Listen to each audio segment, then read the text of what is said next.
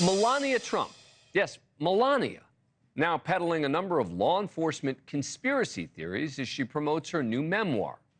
Last week, the former First Lady releasing this video, which certainly implies a conspiracy by law enforcement surrounding the first assassination attempt on the former president. The attempt to end my husband's life was a horrible, distressing experience. Now, the silence around it feels heavy. I can't help but wonder, why didn't law enforcement officials arrest the shooter before the speech? There is definitely more to this story, and we need to uncover the truth. Except, of course, there's no evidence that there's anything more to the story other than incompetence in the planning of the protection for the former president. In fact, a new, very critical report released yesterday by Republican Senator Josh Hawley found problems like the absence of Secret Service intel teams on site and that agents had left the area where the shooter eventually climbed in onto that unattended area because of hot weather. But nothing that suggests there's some secret truth or any intentional effort not to arrest the suspect that needs to be exposed. But look, this isn't the video that kind of bothers me, right? After all, one can understand a wife demanding answers after such a truly traumatizing event. The one that gets me is a video she posted over the weekend, again, promoting her book, in which she goes after the FBI, claiming she felt violated by the classified documents search at Mar-a-Lago. I never imagined my privacy would be invaded by the government here in America. The FBI raided my home in Florida and searched through my personal belongings. This is not just my story. It serves as a warning to all Americans, a reminder that our freedom and rights must be respected.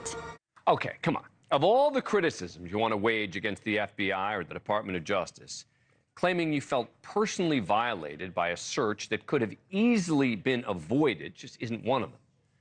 It kind of feels like someone complaining about the fact that a search warrant was issued by a judge for her home.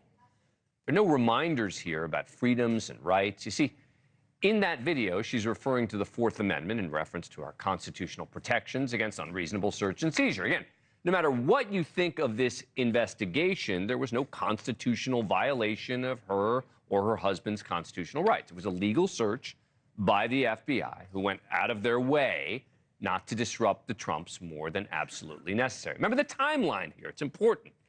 May 6th of 2021, more than 3 months after Trump left office, the National Archives informs Trump's team some records are missing and asks that they turn them over. And they continue asking through December of that year, when finally the archives issues a warning over the Trump team's refusal to comply with the Records Act and to return sensitive documents that belong to the government.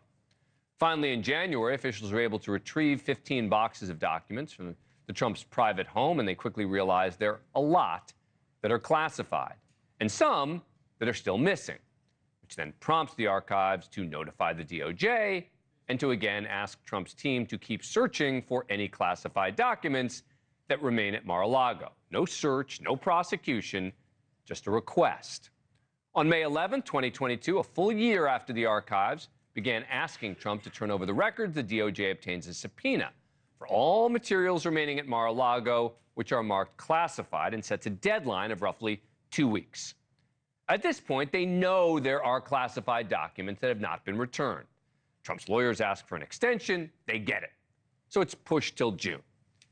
And in June, FBI agents are invited to Mar-a-Lago, where they receive a folder with 38 classified documents. They're shown a storage room where they're not allowed to open any of the boxes inside. Most importantly, they're given a signed certification letter by Trump's lawyers assuring them that any and all documents requested in the subpoena have now been turned over. The FBI then gets a tip indicating that isn't true, and there's still more classified records at Mar-a-Lago. So they issue a subpoena for surveillance video, which ends up showing boxes being moved out of the storage room, and then and only then does a judge approve a warrant. The FBI, days later on August 8th, conducts the search.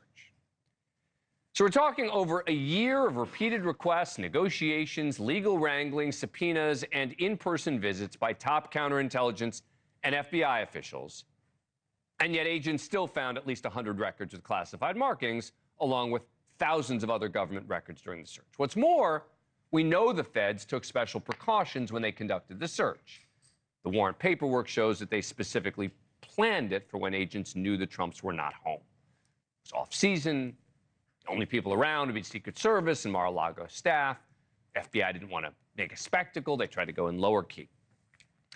They were being so careful that it appears agents even missed some things, including a handful of documents later found in Trump's bedroom. And according to special counsel Jack Smith, agents even failed to search a closet and a hidden room. So, Melania Trump doesn't like that they messed up her house. This would have been so easy to avoid. Now, to those saying, wait a second, a federal judge threw the case out. Let's be clear. Judge Aileen Cannon did not dismiss the documents case because she thought the FBI behaved improperly, or because of the way they conducted the search, or because Melania or Donald Trump's rights were violated. Her decision was based strictly on whether the DOJ properly appointed Jack Smith as special counsel. The DOJ and Smith are appealing that ruling. It's very likely they'll win. But most importantly, Judge Cannon herself previously rejected Trump's lawyers' claims that the FBI search was illegal and that agents somehow lied in applying for the warrant. In fact, she reasserted the findings of the original judge that there was enough evidence to meet the standard for probable cause. So this judge, widely seen as being favorable to Trump, rejected the very claims Melania Trump is now making that the FBI raid was somehow a violation of some constitutional principle. The bigger picture here is that the former First Lady's attack on the FBI feels like a self-centered criticism. Oh, because it impacted me personally. This is the one that really gets me. Pushing false claims that have been repudiated time and again about the FBI. Of all the cases brought against Donald Trump, and I've been critical of the New York hush money case, I've been critical of parts of the Georgia election case, this is the one, from a legal and moral perspective, that the vast majority of objective observers would tell you was most legitimate.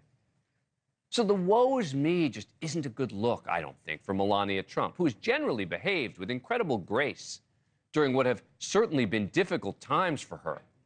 But she's now opened herself up to criticism with these silly conspiracy theories, apparently in an effort to promote a book. Thanks for watching. Go to joinnn.com to find NewsNation on your screen. And don't forget to click the red subscribe button below to get more of NewsNation's fact-driven, unbiased coverage.